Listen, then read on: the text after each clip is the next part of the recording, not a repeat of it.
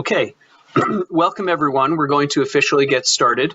I'm Grant Brenner. I'm a psychiatrist and a psychotherapist in Manhattan. I'm also one of the co-founders and CEO of Neighborhood Psychiatry, which is an insurance-based and self-pay psychiatric practice with psychotherapy and psychiatry. And I also write and blog and podcast. Please feel free to look me up. But this is not so much about me, but we wanted to offer you a very useful presentation. We know that during this pandemic time, people are especially challenged, both adults in personal lives and with kids. And so it's my pleasure to welcome Craig Selinger. Craig Selinger is a New York State licensed language therapist with over 18 years of experience working professionally with a wide age range of people. He's very well qualified as an executive function coach, and training in speech and language pathology and so on. Craig, I'll let you introduce yourself some more, but you can look him up online. And after Craig's presentation, Karin, how do you say your last name? Is it Socci? Socci. Socci is trained in the Marie Kondo and KonMari method to help with personal and home organization. And of course, executive functioning and organization go hand in hand. So without any further ado, very pleased to turn it over to Craig. Hi, thanks for attending. We're very excited to be here. So as you know, there's a bit of a time crunch, so I can go on and speak about executive functioning for hours, but I have about 15 minutes. We will have time for questions. So I apologize, it's an extremely complicated topic, and I will kind of reduce it. It will be more of a reductionist. So I'm not trying to downplay executive functioning, but I'm just trying to give you a 15-minute presentation on something that is extremely wildly complicated, multidisciplinary. So what is executive functioning? So there's lots of definitions out there, and like anything else, people may argue what executive functioning is, what it's not. So in general, what is it? It's basically when you're problem solving, when you have a goal in mind. Now, let's say you're like, all right, wake up in the morning, I brush my teeth. That's a goal, but you're not really problem solving. What happens is that when you're exposed to, let's say, whatever the goal is, and it's something novel, something that's not automatic, your executive functioning, called the prefrontal cortex, frontal lobe, which I'll show you a quick slide, gets activated. So it depends on the task demands. So for example, let's say I said, all right, now I want you, let's say you're not a business person, not an entrepreneur. I want you to start a new business. It's an open-ended task, and that would involve a lot of executive functioning skills, unless again, you have a lot of background knowledge in that area. Let's say I'm teaching your child a new board game, and it's novel, it's new. That's activating executive functioning. Now, when you think about executive functioning, what's particularly confusing, it's specific to every individual and to the context. So let's say you found out, like, all right, this weekend you're going away for the weekend and you're going to see your in-laws, for example. You don't have time to pack till Friday afternoon, and you're jumping on a flight. You're taking one piece of luggage that you're putting onto the plane. Friday afternoon, evening, you don't have any distractions. You just need a few hours to pack. You pack, go to bed, and then you get to the airport, etc. So that might be an easy goal to accomplish. Now, let's say again, the goal is to pack a suitcase. That can also be a very complicated goal. Let's say, for example, now with your significant other, you've decided that you're going to share a suitcase. Now you have to work with an individual to problem solve about a visual spatial set amount of space, and how are we going to cooperate and get what we need in that suitcase, right? So can be a different task. Let's say, for example, you get flooded with work and you're like, I have to take care of all this work. And now the next thing, it's 12 o'clock midnight and you're like, I got to pack for this trip. I got to get up at 5 a.m. Again, same goal, but different context. So when we're talking about executive functioning, in general, you have to remember the context and also the individual and individuals involved. Let's see, that's me. All right, so here very quickly, here's a picture of the brain. And then the front area is called the frontal lobe. And all you have to know about executive functioning is that it's the last part of the brain to develop.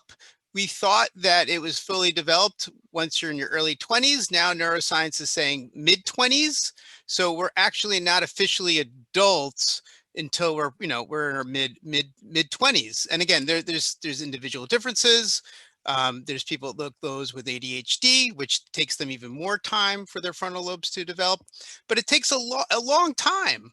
And if you think about if you have a child, and particularly they're middle school, high school, there's a lot of executive functioning demands, particularly if it's remote, and their brains are not fully developed.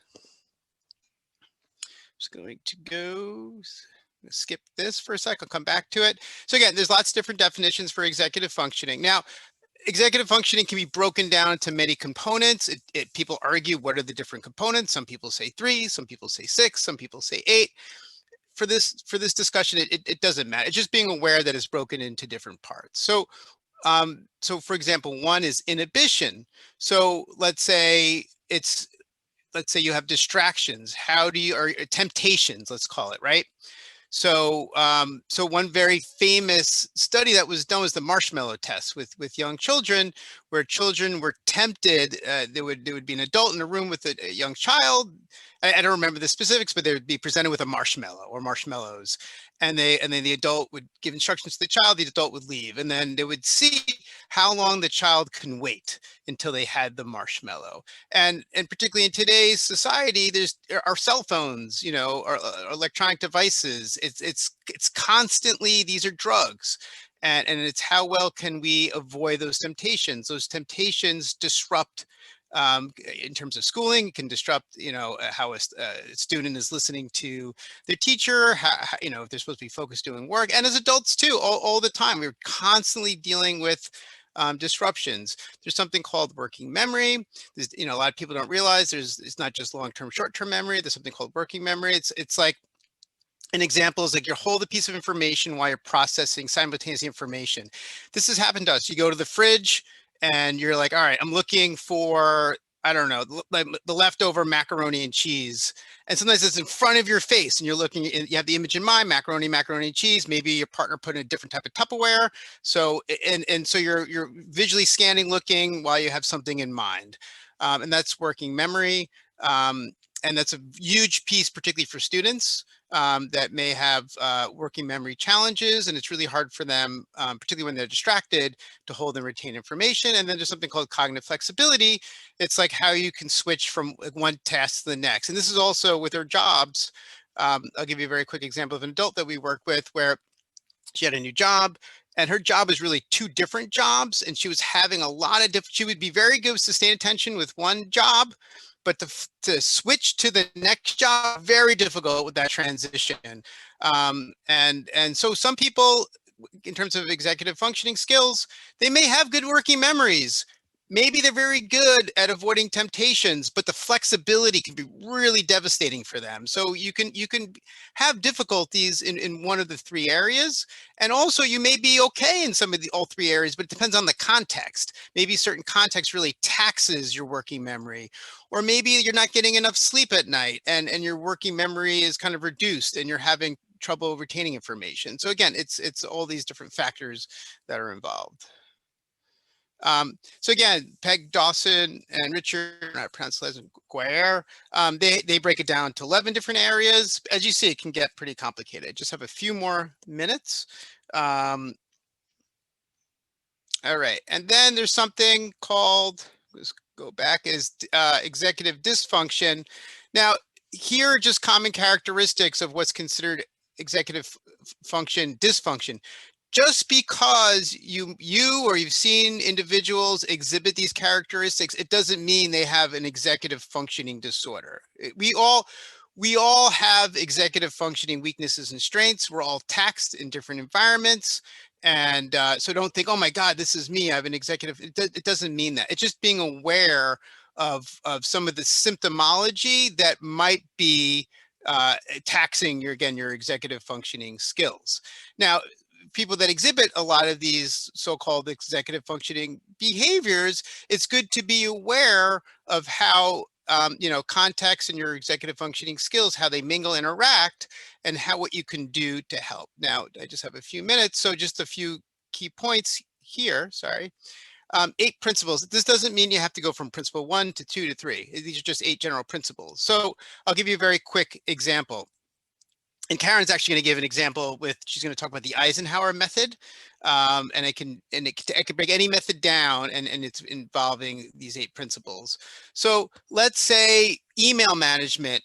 Your inbox is blown up, it's a mess, right? And you want to use some sort of program to help organize, optimize your emails. So you have the program, could be number 5, you're setting up a system, but that doesn't solve the problem. You have to learn how to use the system, right? That's number 1. Number 2 is being respectful of individuals' developmental status. That's saying that if I have a new email system, I don't expect a 7-year-old to learn this developmental system. It may be more appropriate for those that are 20 plus. You have to set routines. When you're learning something new, it really should be part of a routine, and you're practicing it. You have to monitor success. Sometimes you have a new system, you're practicing it, and there's glitches, and you have to figure out how to overcome those glitches. There's a motivation piece. A lot of people, and Dr. Brenner can talk about this, they may have good intentions. Yes, I would love to set up an email system. I'm just not motivated. And there could be a plethora of reasons why there's this obstacle. It's a wall. It's an emotional blockage. We work with a lot of people that are avoidant. Avoidance is also, there's a lot of symptomology underlying avoidance. And Dr. Brenner may talk about also our past, which there could be reasons from our childhood that may decrease our motivation with current behavior. And then the final things are sleep, diet, and exercise. And again, executive function, just think of its brain. So if you're sleeping well, you're eating well, you're exercising, you're optimizing your brain development or your brain. So the more you take care of yourself in general, the better are your executive functioning skills, the better you're able to problem solve, increase your chances of working well with others. And then again, last one is expectations. So it's managing, what you can do, what is expected that you can do based on what the goal is in a nutshell.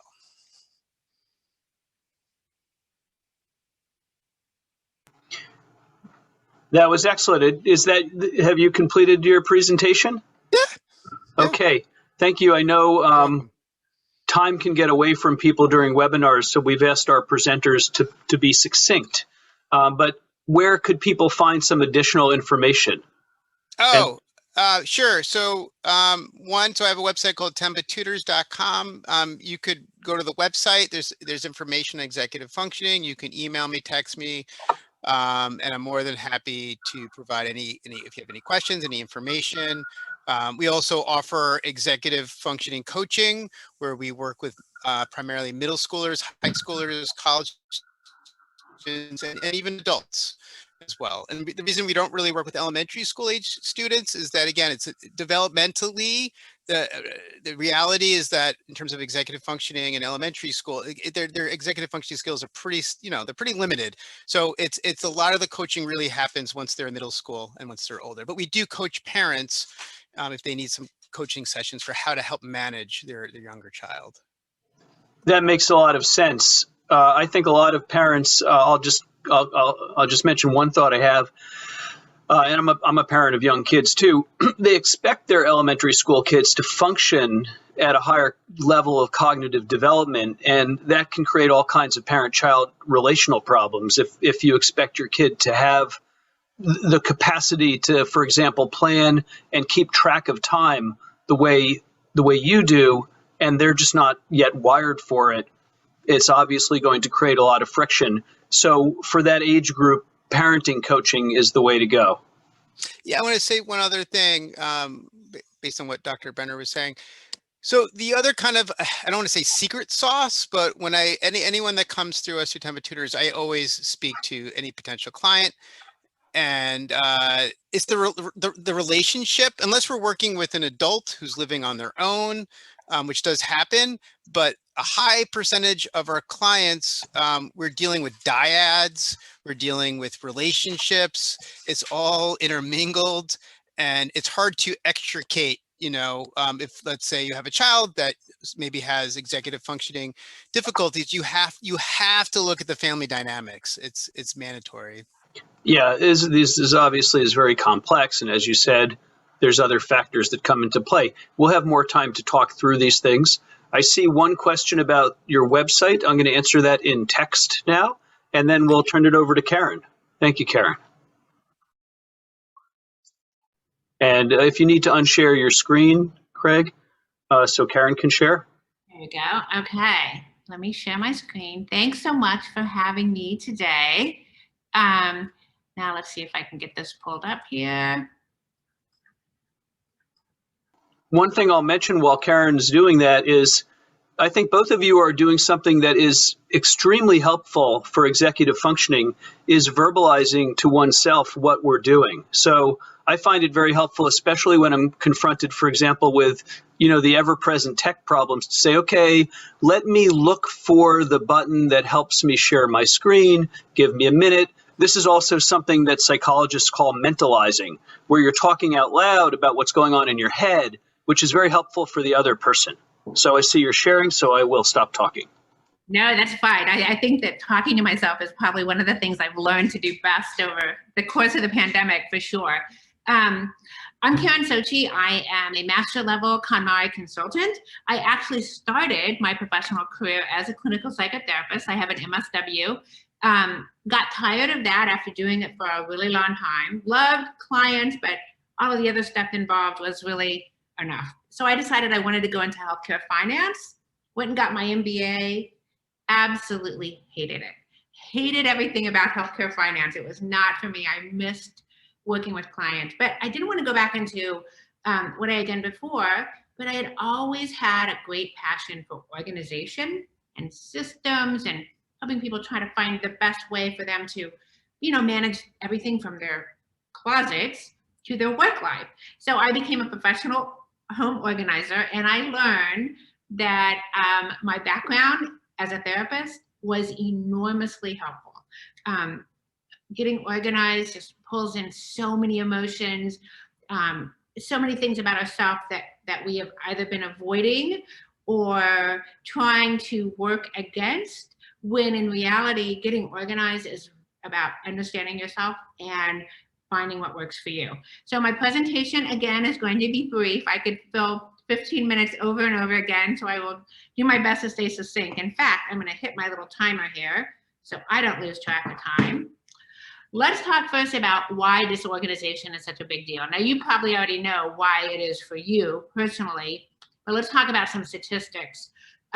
Every year, $2.7 billion is spent replacing misplaced possessions, whether that is the chicken in a freezer that you wanted to use for Saturday night's dinner, or whether it's important documents, or whether it is toiletries or tools or things that are from small dollar value to big dollar value. We lose a lot of things. If you are like me, you will remember a time when you tossed away a very expensive pair of earrings, not realizing that they were buried under a stack of papers. So I even have my own personal experiences with losing something that was of great value. For all of us, of course, it's going to be a different statistic, as is this next one, which is that people spend up to an hour a day looking for lost things. Now, that means 5 minutes for your keys, maybe 2 minutes for the pair or the match to the pair of shoes that you want to wear. Maybe it's 20 minutes looking for your kid's homework that needs to go to school that day. It could be a lot of things. And of course, for some people, it's not an hour a day. For some, it's even more than an hour a day. But over a year's time, that's really a lot of time spent looking for things. Some statistics from the National Association of Professional Organizers, of which I'm a member. Within a year, 45% of people who took the survey remember that they had been late paying a bill. 29% missed a doctor's appointment. 10% missed a social engagement. 3% missing an important work meeting. Now, this is an average population. So if we're looking at the ADHD population, of course, that could be much larger. The percentage numbers, I think, would probably go up a lot more. And you also can probably think of other things that being disorganized has caused you to miss or to not function as well as you would have liked to.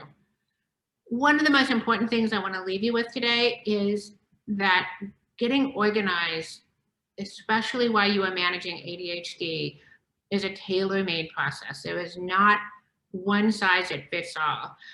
If there were, it would make this whole thing so much easier, but everyone is different. You can change your mechanisms for managing organization.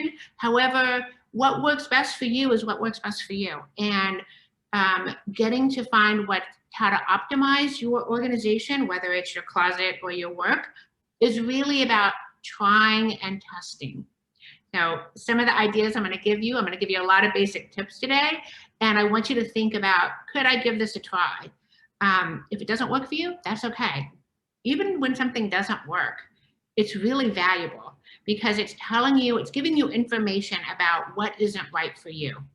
It's like trying on clothes. You try on 3 pairs of pants and maybe one of them is perfect, but the other 2 are just not for you. It's the same thing with trying on techniques and tips for getting organized. So let me just give you a few.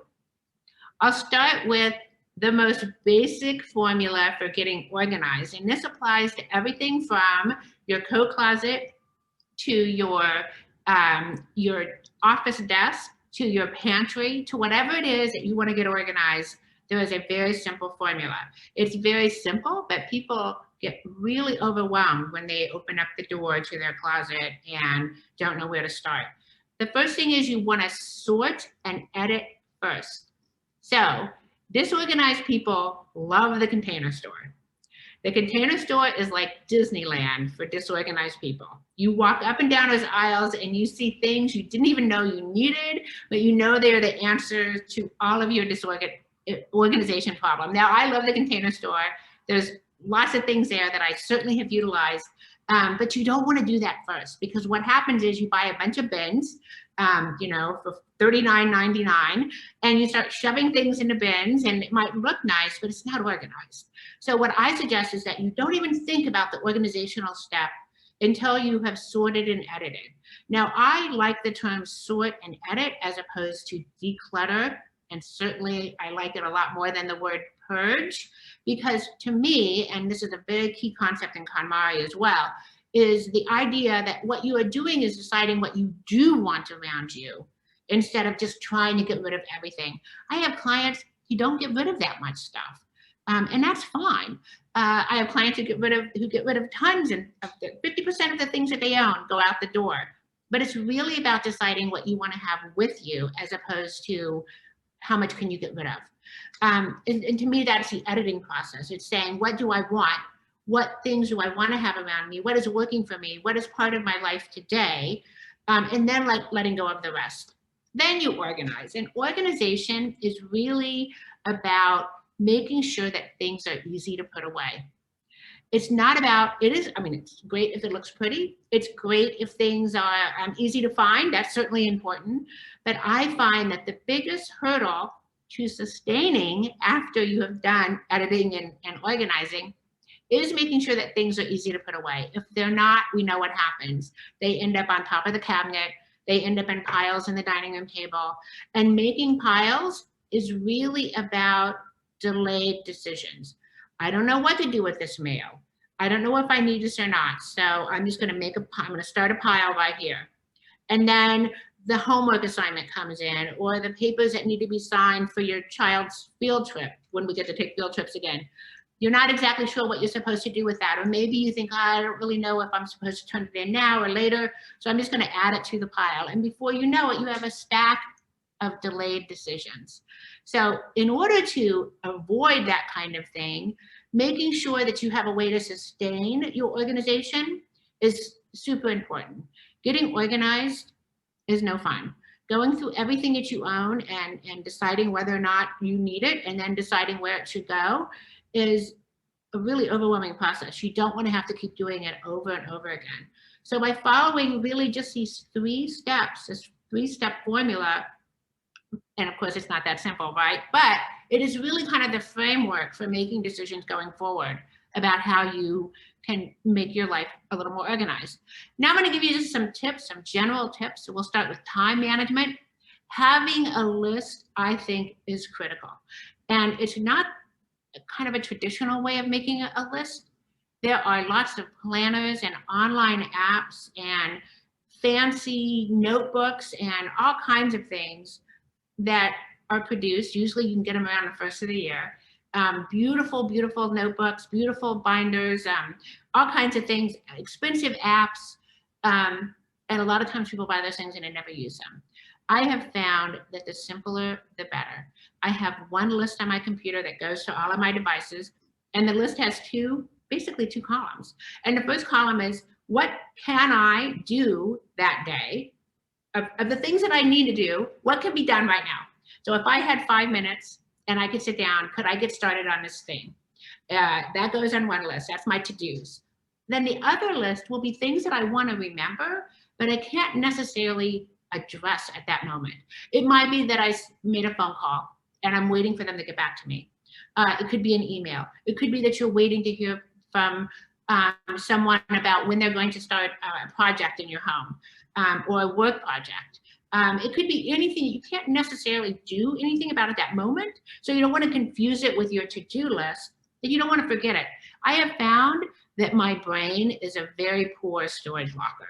I don't want to have to remember things if at all possible. So whenever I think of something, we're out of paper towels, I put it on the list. I don't try to remember it, because what happens is I then begin to feel anxious about what I might be forgetting. So to whatever degree I'm able to just put things down on that list, and it's got to be simple because I've got to be able to get to it right away, the better I am at feeling confident that I am managing the things that I need to manage that day. The other thing, and this is one for me, absolutely, give yourself more time than you think you will need.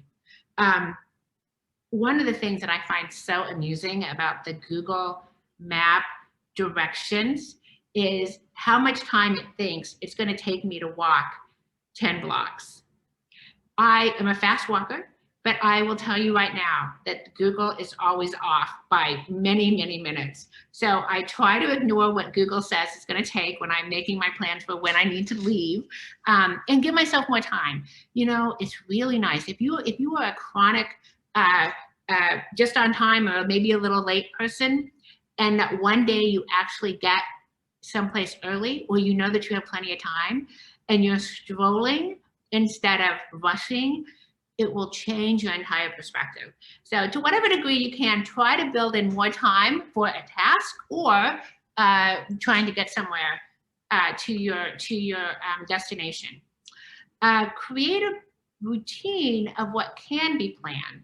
Now, I think a lot of times what happens is when people decide they're going to get organized, they fill every minute of their day with some planned activity, because they want to make sure that they're using their time well, and they're getting things done, and they're getting to the gym, or they're getting that exercise, or they're getting those chores completed. But what happens is you begin to feel overwhelmed, and it almost becomes oppressive to think in terms of, okay, all right, now I'm supposed to be doing this. My suggestion is that give yourself just a few things that you absolutely want to get done that day. And if it's going to the gym, or making an appointment, things that you must do or that you want to do, then that will help a lot toward being able to feel comfortable with your schedule and not feeling like you're overscheduled. Task management, break down big projects. When it comes to getting organized, what I find my clients suffer with most is feeling overwhelmed with how big the project is.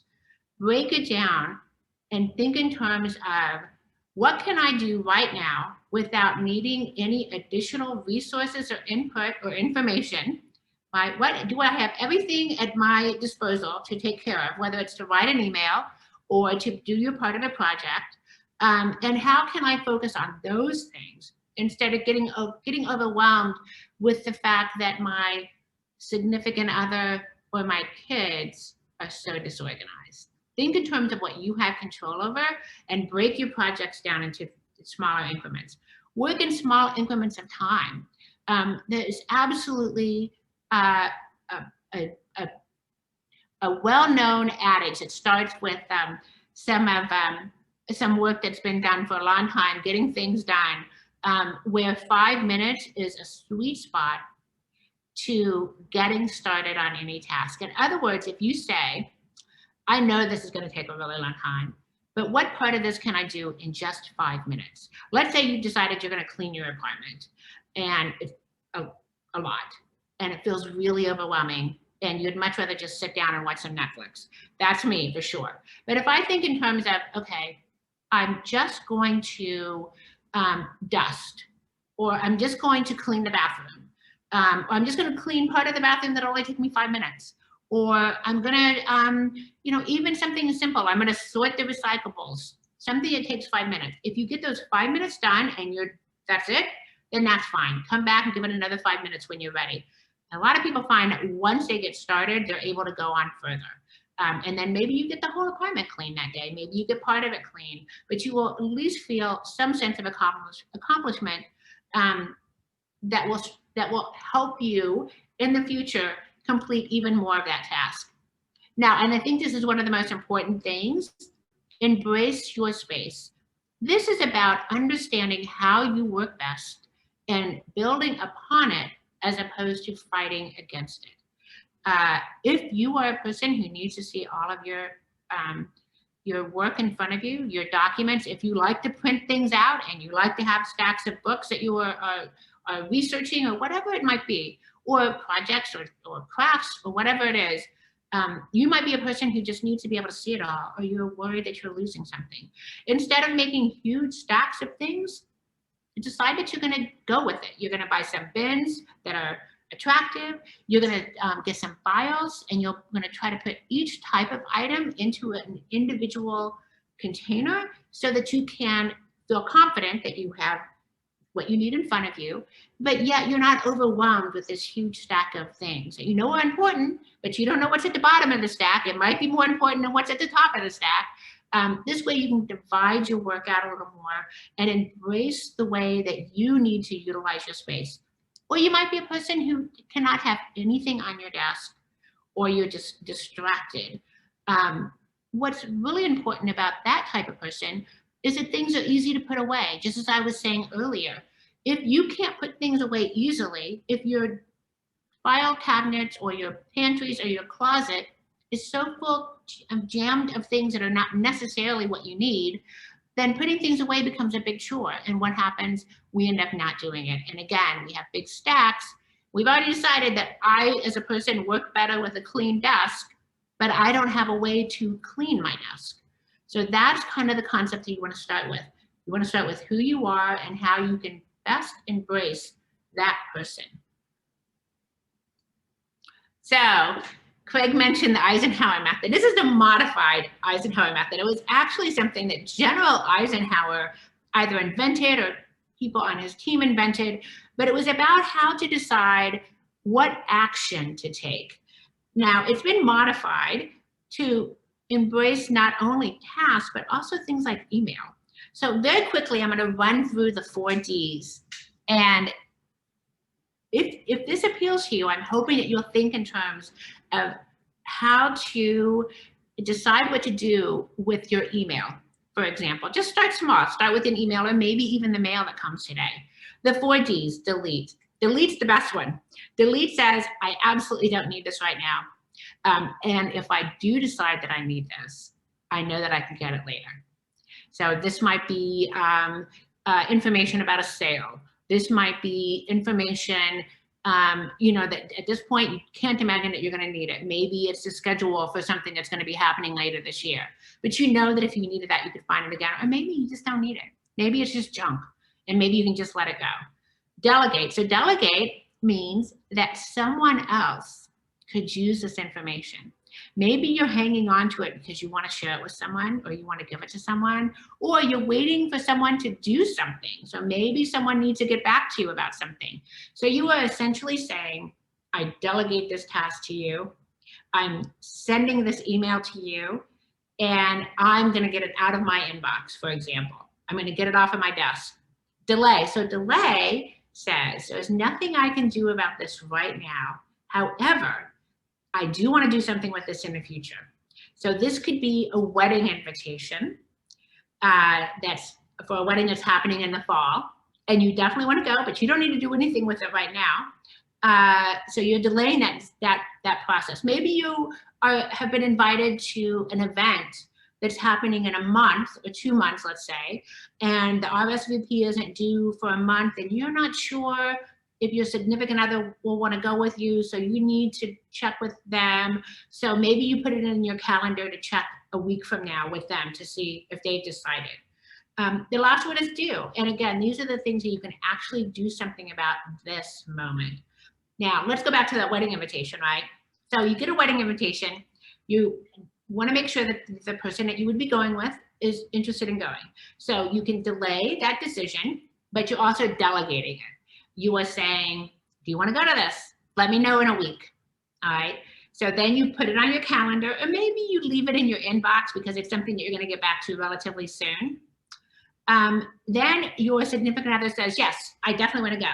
So the next step, you might say, well, I need to find out if they have a gift registry. So you get in touch with, I don't know, whoever's planning the wedding, and you say, hey, does this couple have a gift registry? So you've kind of delegated a question to someone else. Again, you delegated. You don't have to worry about it right now until you hear from them, right? So then they get back to you and they say, yes, they are registered at Bed Bath & Beyond. So you have a due. There's nothing else you need to do or you need to know at that moment, but you can go to the registry and order the gift and get it then off of your plate. So then you've gone back to delay. So now there's nothing more for you to do until the week before the wedding. Another tip, if it's a birthday or an event or an appointment, anything that you need to get to, set an alert for a week before. I learned this when it came to birthdays. I would set I had all of my birthdays in my calendar, all of my family's birthdays, but I wouldn't know about the birthday. I wouldn't remember the birthday. Of course, if it was somebody close, I would, but for a lot of people in my family, I couldn't remember when their birthdays were, except on the day of the birthday. So it's too late to send a birthday card on the day of the birthday. So now for all of those birthdays, out-of-town relatives, you know, even in-town relatives, so I remember to go get a card, I have an alert set for 1 week before their birthday. You can do that with anything. So a week before the wedding, you want to make sure that you have what you need to go to the wedding. You set an alert so that you know, so it doesn't sneak up on you. Anyway, those are the 4 Ds. So what I would like for you to consider is if any one of these tips resonates with you, they seem to be something that can help you resolve an issue, then just give it a try today. Maybe give it a little try, decide if try it on like you would a pair of pants, and see if it works for you and build on that. If it doesn't work, then again, you learn something really important. That particular technique does not work for me. And then you can put it aside and try something else. That is really what getting organized is all about. You can find me. I'm Karin at theserenehome.com. I also have a podcast, the Spark Joy podcast. Craig has been on our podcast. We're on hiatus right now, but there are lots of episodes that might be really helpful to you. I do home organizing and virtual organizing and work with Craig when it comes to executive functioning for families in particular. And again, reach out, always happy to answer questions and to share what I know about getting organized. Okay, I'm done. That was great. Thank you. And, you know, I like one of the last tips I find really helpful, which is just to right away put it in a reminder calendar. And one thing I've noticed with sort of how I can trick myself sometimes, though you never know how much of that is like on purpose and how much of it is just an attentional lapse. But, you know, as psychotherapists, we know sometimes people have emotional motivations that we can struggle with. So my point is that I notice sometimes when there's that moment, right, you have that choice. Okay, I have a call next week that I just emailed someone. I said, okay, let's talk next week on Wednesday at 2 p.m. And I tell myself, okay, I'll put that in my calendar later. And there's almost never a good reason to delay it. And what I notice more often than not is that when I make that choice in my head to do it later, I almost always forget. Any thoughts about that, either Karin or Craig?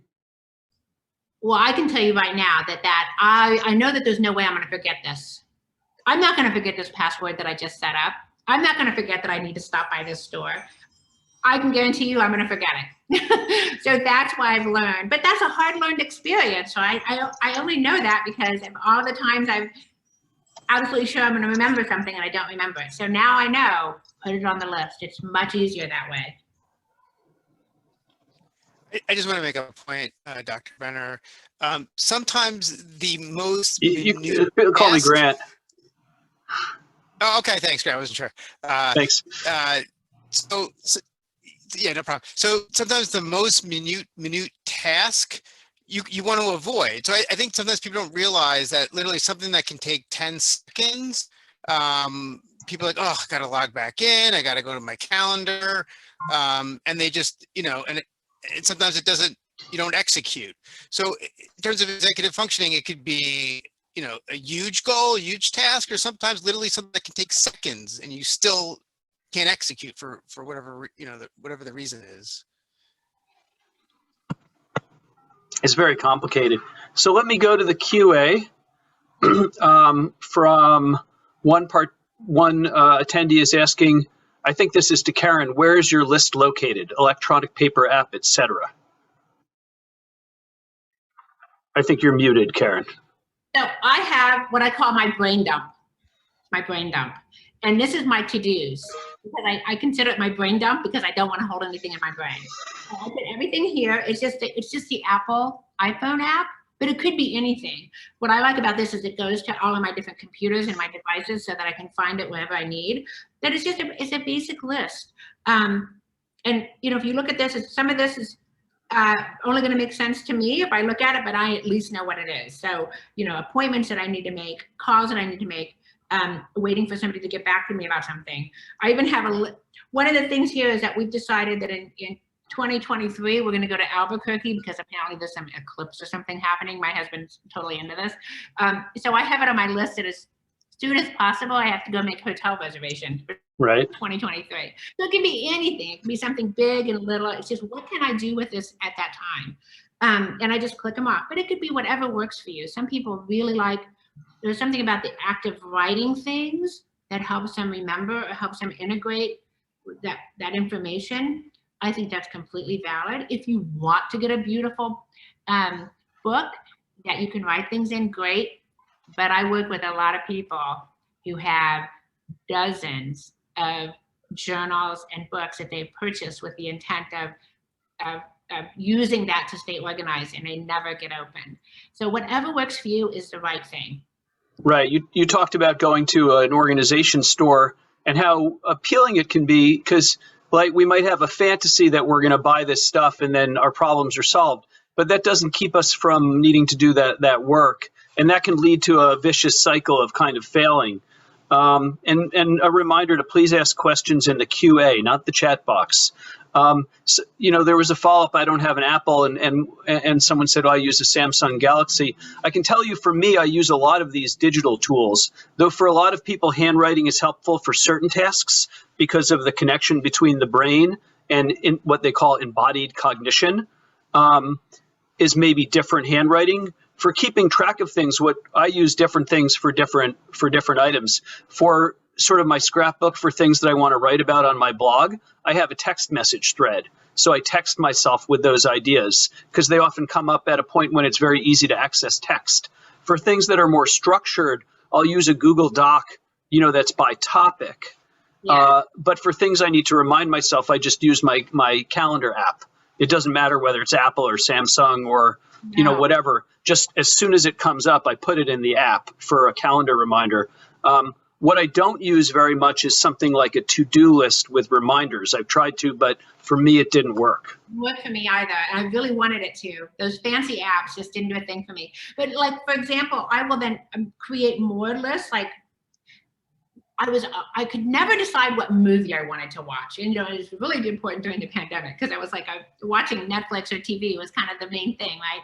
So I started just, whenever a movie occurred to me that I might want to watch, I created a new movie list and I share it with my husband, and he can put movies on here too. So that when Saturday night comes around, I'm not going, I don't know, what do we want to watch? Because we now have a whole list here, but it's only here because as soon as I think about a movie that sounds interesting, I put it on the list. And that's the key. The shared tools are very helpful. Yeah. Let's see. A question. I'm not sure. Some are specific, some are general. Here's one for Craig. Question for Craig. What kind of scheduling approach would you suggest for a ninth grader who is struggling with completing and submitting homework on time? Distraction in the form of Minecraft is a huge problem, and we, the parents, are not able to stand over our child 24/7. I'm laughing because my kids really love Minecraft, and we had a kerfuffle on Monday because my 10-year-old didn't follow the list, and I actually think he was playing Brawl Stars. I personally try to encourage them to monetize their gaming, but what do you think, Craig? No, it's a great question, and it shows you, the goal is we would like our child to play less Minecraft so they can focus more on their academics, right? So that's easy. No, it's not at all. So what happens is that no, it's really complicated. So typically what happens when I talk to parents, there's lots of different things that I have to find out about the family dynamic. So one, what are the expectations, right? Is this child allowed during a concrete time to play Minecraft? Is there a schedule? Maybe there's not a schedule. So one, you have to have that conversation, and maybe the family has to sit down and have a discussion, like what are the rules for the family? So that's one. And then let's say you decide that Minecraft is not allowed during the child's school. And then the child clearly knows the rules, but is accessing Minecraft, then what's plan B? Because maybe if they have access to it, again, they can't developmentally control themselves because there's that impulse, which is age appropriate for a child that's 9. There's ways that you can use apps that will shut out, depending on the device, certain websites.